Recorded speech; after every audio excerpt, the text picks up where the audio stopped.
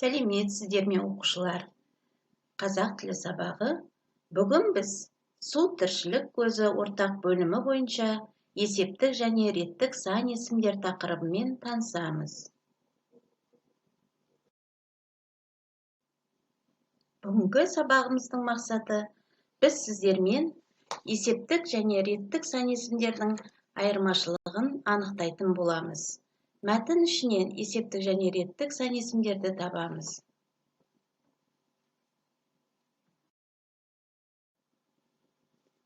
Бағалау критерийлері. Есептік және реттік сан есімнің не екенін білеміз. Есептік және реттік сан есімдерге қандай сұрақ қойылатындығын анықтаймыз. Есептік сан есімді реттік сан есімге айналдырамыз.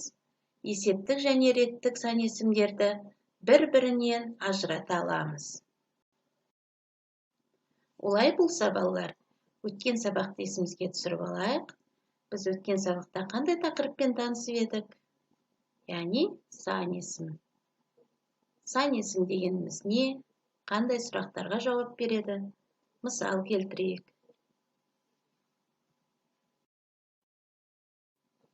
Дұрыс айтасыңдар, балалар. Сан есім дегеніміз заттың санын, ретін білдіретін сөздер. Сан есімдер қанша, неше, нешінші деген сұрақтарға жауап береді. Мысалы, біздің сыныпта 23 оқушы бар. Мен 3-ші сыныпта оқимын. Бұл жердегі сан есімдер 23, 3-ші деген сөздер екен. Балалар, енді бәріміз назарымызды мына бейнежазбаға аударайық.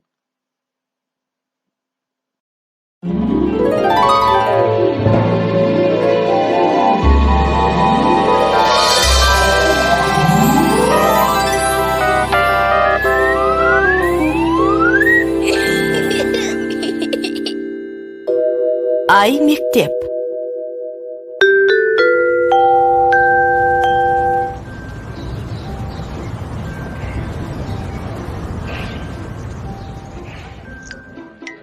Дана, мынау сенің нөмірің. 65 саны жазылған. Жоғалтып алма, осы нөмірмен киіміңді аласың. Ал мынау біздің 2 билетіміз. 7-ші қатардың 23-ші, 24-ші орындарына отырамыз. 11-ге 15 минут қалыпты. Әлі уақытымыз бар. Сондықтан мен екеумізге 2 балмызда қалып келейін. Сен мені осы 1-ші қабатта күте тұр. Тұра тұрыңызшы аға, не деген көп сандар? Мен шатасып кеттім. Иә, Дана, біз сандарды есеп шығаруда ғана емес, күнделікті өмірде де жиі қолданамыз. Қарашы, сағатта, күнтізбеде, билеттерде сандар бар. Сен жасыңды, бойыңды, салмағыңды айтқанда да сандарды қолданасың. Сондықтан есіңе сақтап ал. Заттың санын, ретін білдіретін сөздерді сан есім деп атайды. Сан есімдерге қанша, неше, нешінші деген сұрақтар қойылады. Сан есімдер есептік сан есім және реттік сан есім болып 2-ге бөлінеді. Есептік сан есім заттың нақты санын білдіреді. Қанша, неше деген сұрақтарға жауап береді. Мысалы, 2 билет, 2 балмұздақ. Ал реттік сан есім заттардың саналу ретін білдіреді де, нешінші деген сұраққа жауап береді. Мысалы, 7-ші қатар, 23-ші орын, 1-ші қабат. Дауысты дыбыстарға аяқталған сан есімдерге ыншы, інші жұрнақтары жалғанады.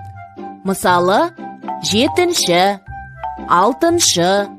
Дауыссыз дыбыстарға аяқталған сан есімдерге ыншы, інші жұрнақтары жалғанады.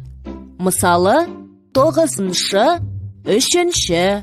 Сан есімдерді түсіндің бе? Иә, енді ұмытпаймын. Олай болса, мен саған жұмбақ жасырайын. Жауабын тапсаң, балмұздаққа қоса шар алып берем.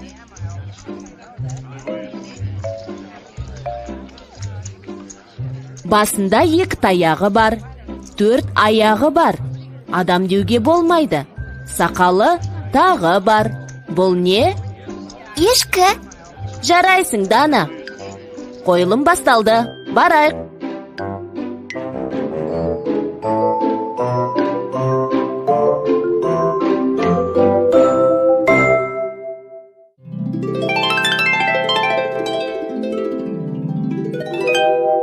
Қайталайық. Сан есім. Заттың санын, ретін білдіретін сөздерді сан есім деп атайды. Сан есімдерге қанша, неше, нешінші деген сұрақтар қойылады. Сан есім есептік сан есім және реттік сан есім болып екіге бөлінеді. Есептік сан есім заттың нақты санын білдіреді. Мысалы, 2 балмұздақ, 3 шар. Реттік сан есім заттардың саналу ретін білдіреді. Олар есептік сан есімге ыншы, інші, ыншы, нші деген жұрнақтар жалғану арқылы жасалады. Мысалы, 4-ші сынып, 7-ші қатар. Жақсы, балалар. Бейнежазбаны тамашалап болдық, е? Бейнежазбада өздерің көріп тыңдағандай, бүгінгі сабақтың барысы сендерге түсінікті болды деп ойлаймын. Енді қазір оқулықтарыңды ашыңдар, 85-ші бет, 40-ші жаттығу. Бұл жаттығуда, балалар, есептік сан есімді реттік сан есімге айналдырып жазамыз. 1 қатар, 3 орын, 9 мектеп, 6 сынып.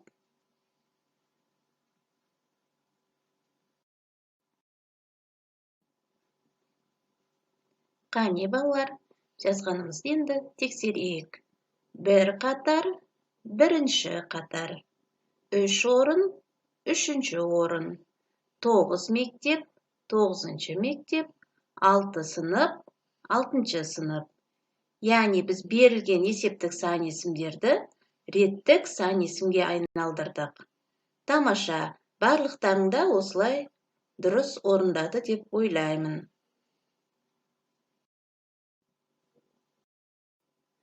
Келесі тапсырмаға назар аударамыз. Сіздерге семантикалық карта берілген. Сан есімдерді реттік сан есім мен есептік сан есімге ажыратып жазамыз.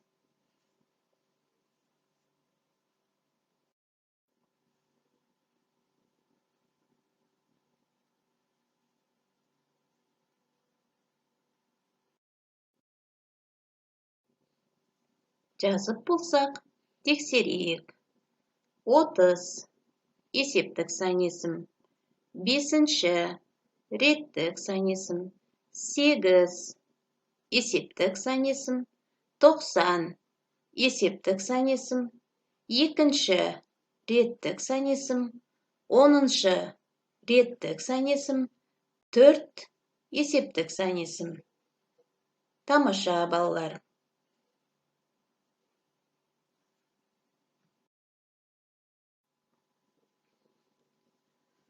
Бүгінгі сабақта, балалар, сендер қаншалықты меңгергендіктеріңді тексеру мақсатында тест тапсырмаларын орындаймыз. 3 сұрақтан тұрады. Бірінші сұрақ. Сан есімнің сұрағын табыңыз.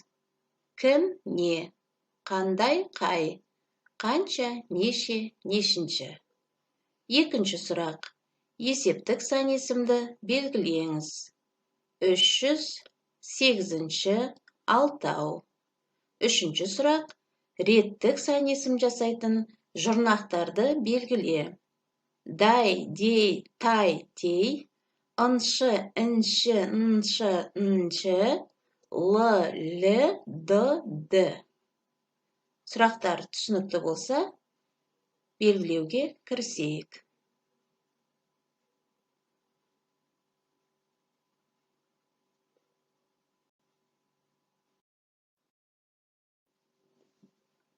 Белгілеп болсақ, балалар, тест жауаптарын дұрыс-бұрыстығын тексерейік. Бірінші сұрақ, сан есімнің сұрағын табыңыз. Қанша, неше, нешінші? Екінші сұрақ, есептік сан есімді белгілеңіз. Дұрыс жауап 300. Реттік сан есім жасайтын жұрнақтарды белгіле. Дұрыс жауап ыншы, інші, ыншы, ыншы. Бәрімізде осылай дұрыс белгіледік деп ойлаймын. Жарайсыңдар, балалар.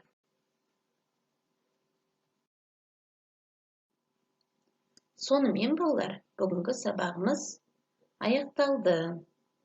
Бүгінгі тақырып түсінікті болды ма?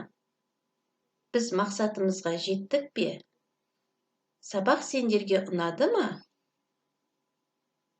Ендеше, сабақты қалай түсінгендіктеріңді маған бас бармақ әдісі арқылы кері байланыс бересіңдер.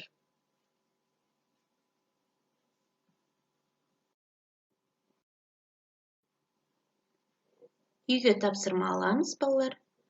42-ші жаттығу, 86-ші бет. Жағдаят берілген. Жақсылап тұрып жағдаятты түсініп оқып, соңындағы сұрақтарға жауап береміз. Осымен бүгінгі сабағымыз. Сау болыңдар.